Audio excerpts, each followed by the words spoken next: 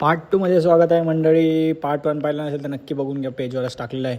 तर आपण लास्ट ब्लॉगमध्ये जे ते पूर्ण हळदीचा वगैरे शूट घेतला होता नाईटचा. त्यानंतर आपण दुसऱ्या दिवशी सकाळी वैदिकच्या तयारीला लागलो आणि ते मस्त बेस्ट असं लोकेशन वगैरे होतं, कपल शूट वगैरे झाला. त्यानंतर आपण इथे खूप छान असं कपल आणि खूप छान असं बॅकग्राऊंड होतं, त्यामुळे आपण शूटला मजा येणार होती पुढे. मग त्यानंतर सर्व गुरुजींनी तयारी वगैरे केली. त्यानंतर मस्त लग्न वगैरे लागलं.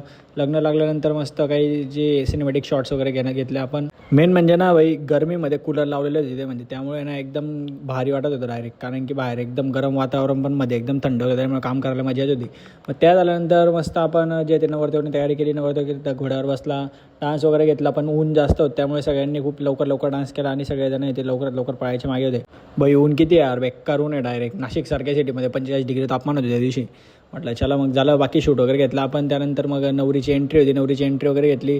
खूप छान असं एंट्री डेकोरेशन करण्यात आलं होतं. मग त्यानंतर एंट्री वगैरे झाली, लग्न वगैरे लागलं. लग्न लागल्यानंतर आपण फोटोशूट वगैरे घेतला सर्व फॅमिली वगैरे सर्वांचा. नंतर आपण निघालो धुळ्याच्या वाटेला, कारण की धुळं म्हटलं म्हणजे जीव जिगरी जान सगळं काही आपलं. तर ब्लॉग आवडला तर नक्की लाईक करा आणि नवीन असाल पेजवर तर नक्की फॉलो करा. तर चला भेटू नेक्स्ट ब्लॉगमध्ये.